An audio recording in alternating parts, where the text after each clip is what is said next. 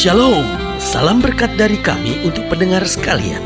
Saat ini pendengar akan diberkati dengan program Hari Ini Harinya Tuhan bagian yang ke-8.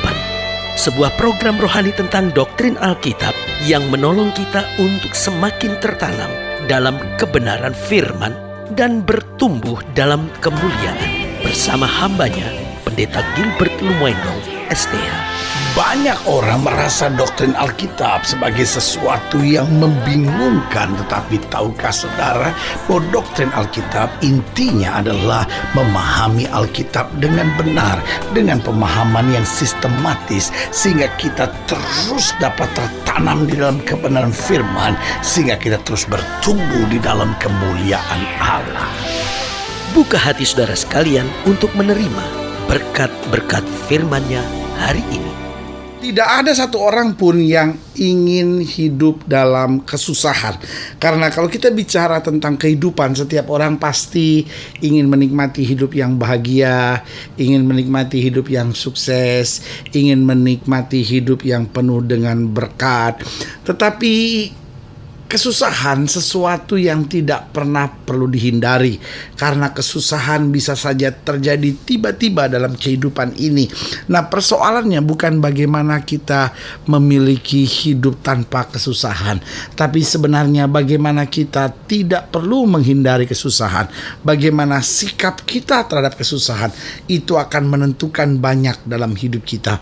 Kalau saja kita tahu bersyukur di tengah kesusahan, kalau saja kita tahu bagaimana tetap mengendalikan diri di tengah kesusahan, kalau saja kita tahu bagaimana menjaga hati kita di tengah kesusahan, maka kesusahan sebenarnya dapat menjadi berkat yang spesial dalam hidup kita. Mungkin sudah mendengar kalimat ini agak terkejut dan berkata, "Pendeta, bagaimana mungkin kok kesusahan bisa menjadi berkat yang spesial?" Karena justru dari kesusahan kita akan belajar banyak tentang kehidupan ini sebenarnya. Justru di tengah kesusahan kita akan bisa melihat kasih setia Tuhan yang luar biasa, yang tidak pernah mengecewakan kita. Karena janji Tuhan buat hidup kita, kalaupun kita menghadapi kesusahan, kesusahan kita adalah kesusahan yang sementara. Karena di balik setiap kesusahan, kesukaran kita selalu ada rencana Tuhan yang indah, rencana Tuhan yang baik, rencana Tuhan yang luar biasa bagi setiap kita yang percaya. Haleluya. Selamat datang dalam program kita Hari Ini Harinya Tuhan, sebuah program rohani yang kembali mengingatkan kepada kita betapa pentingnya kita menjadikan firman Tuhan sebagai dasar keseharian hidup kita. Karena selama kita menjadikan firman Tuhan sebagai dasar keseharian hidup kita, langkah-langkah ke depan kita penuh dengan kepastian, berkat, kemenangan, mujizat, dan perkara-perkara yang besar. Haleluya. Dan dalam program ini kita sedang membahas tentang kesusahan sementara. Karena kita tahu persis bahwa Kristus datang untuk memberi domba-dombanya hidup, dan hidup yang berkelimpahan. Nah, hidup berkelimpahan di sini bukan berarti hidup tanpa kesusahan sama sekali. Kita bisa saja menghadapi kesusahan, karena justru di tengah kesusahan kita belajar menjadi orang-orang yang bijaksana. Justru di tengah kesusahan kita belajar untuk bisa membedakan mana kawan yang sejati, mana kawan yang penuh dengan kepalsuan. Justru di tengah kesusahan kita belajar menyadari bahwa Allah kita adalah Allah yang sangat unik dalam menyertai, membimbing, mendidik, dan memberi kemenangan buat kita. Haleluya. Nah, pembahasan tentang kesusahan sementara ini kita ambil sama-sama dari Wahyu pasal 2. Wahyu pasal 2 ayat yang ke-8 sampai ayat yang ke-11. Ini teguran Tuhan atau firman Tuhan khusus bagi jemaat Tuhan di Smyrna, yang saya percaya juga sangat cocok buat kebutuhan, keperluan jemaat-jemaat Tuhan seperti kita yang hidup di zaman modern penuh dengan tantangan. Tetapi Tuhan tetap Allah yang memberikan firman, memberikan pengarahan, memberi petunjuk tepat bagi anak-anaknya. Wahyu pasal 2 ayat 8 bilang begini, "Dan tuliskanlah kepada malaikat jemaat di Smyrna, inilah firman dari yang awal dan yang akhir, yang telah mati dan hidup kembali. Aku tahu kesusahanmu dan kemiskinanmu, namun engkau kaya, dan fitnah mereka yang menyebut dirinya orang Yahudi, tetapi yang sebenarnya tidak demikian. Sebaliknya mereka adalah jemaah iblis. Jangan takut terhadap apa yang harus kau derita. Sesungguhnya iblis akan melemparkan beberapa orang dari antaramu ke dalam penjara, supaya kamu dicobai, dan kamu akan beroleh kesusahan selama 10 hari. Hendaklah engkau setia sampai mati, dan aku akan mengaruniakan kepadamu mahkota kehidupan. Siapa bertelinga, hendaklah ia mendengarkan membenarkan apa yang dikatakan Roh kepada jemaat-jemaat. Barang siapa menang, ia tidak akan menderita apa-apa oleh kematian yang kedua. Perhatikan kalimat ini, ayat yang ke-10. Jangan takut terhadap apa yang harus kau derita. Sesungguhnya iblis akan melemparkan beberapa orang dari antaramu ke dalam penjara, supaya kamu dicobai, dan kamu akan beroleh kesusahan selama 10 hari. Hendaklah engkau setia sampai mati, dan aku akan mengaruniakan kepadamu mahkota kehidupan. Perhatikan kalimat ini, engkau harus setia sampai mati. Dan Alkitab jelas bilang, orang yang tidak takut kehilangan nyawanya justru akan mendapatkan nyawanya. Berarti Alkitab sedang mau menggambarkan buat kita bahwa orang-orang yang siap untuk berkorban, orang-orang yang siap untuk mengalami penderitaan, justru akan menghadapi penderitaan sementara. Tapi orang-orang yang menghindari penderitaan, orang-orang yang kompromi terhadap dosa, orang-orang yang menghalalkan segala cara, justru orang yang akan menderita selama-lamanya. Betul, mungkin kelihatannya uangnya banyak, betul mungkin kelihatannya fasilitas hidupnya enak, tapi saudaraku yang kasih dalam Tuhan, orang seperti itu adalah orang yang susah. Kenapa? Hidupnya nggak ada damai, hidupnya selalu dikejar-kejar rasa bersalah, hidupnya selalu dikejar-kejar dosa, hidupnya selalu dikejar-kejar dengan rasa yang penuh dengan tekanan dalam kehidupannya.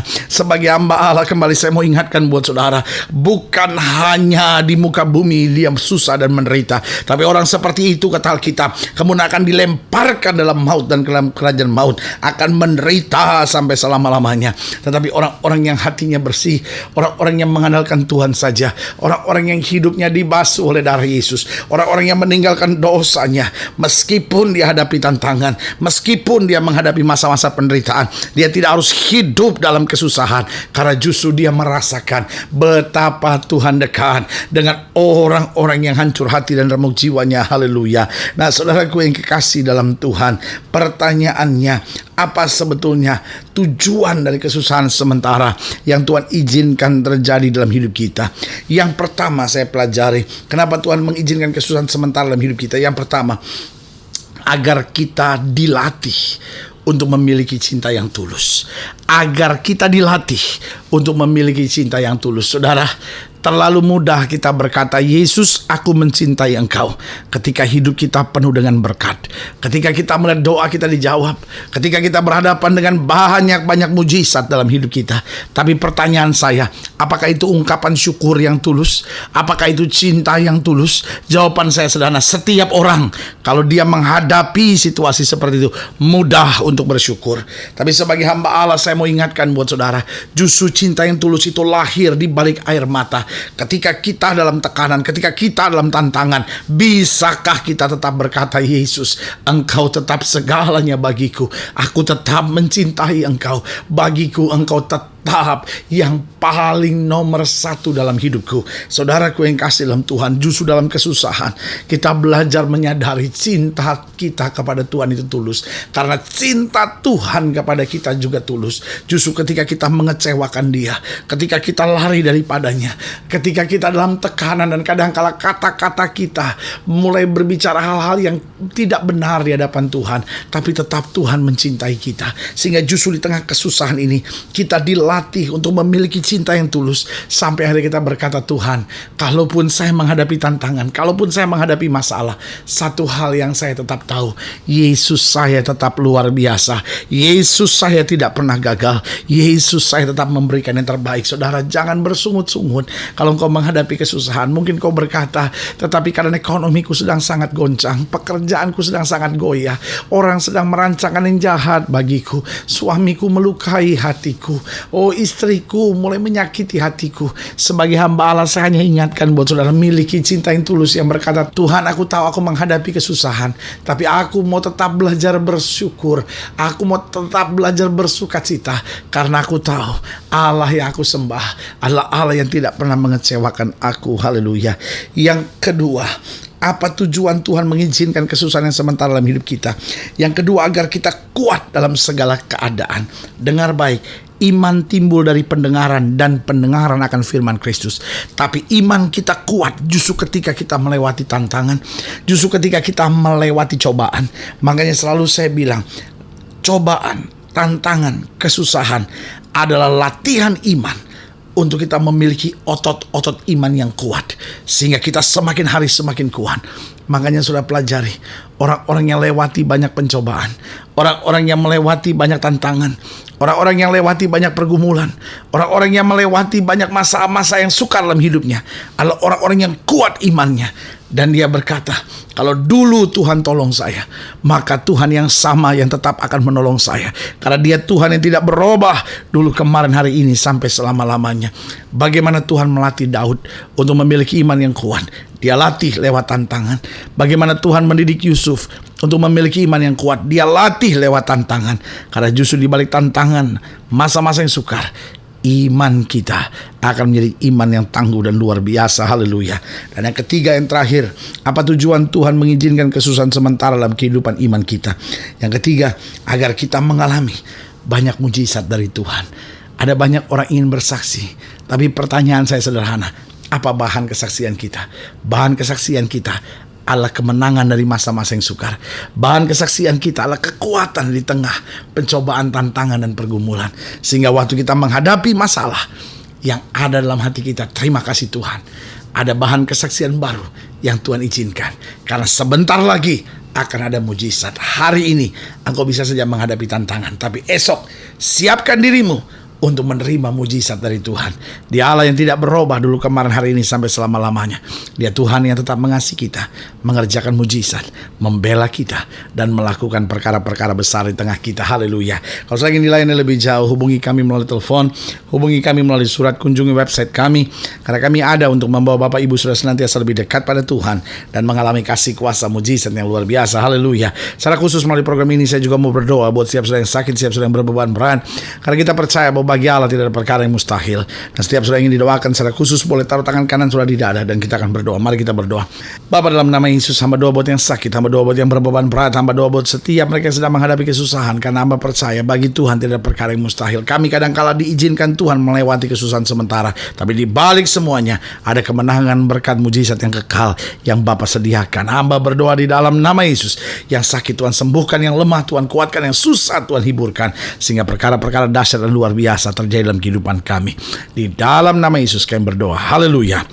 Amin. Saudara gue yang kasih dalam Tuhan, kita sudah berdoa. Ingat, Allah tidak pernah lalai menepati janjinya. Ini saatnya buat kita untuk bangkit, bersemangat, bersuka cita dalam menghadapi segala perkara. Karena kita tahu Yesus tidak pernah gagal. Yesus mengasihi kita. Yesus punya rencana yang indah buat hidup kita. Doa saya menyertai saudara. Sampai berjumpa pada program berikut. Dan jangan lupa, jadikan hari ini harinya Tuhan. Haleluya.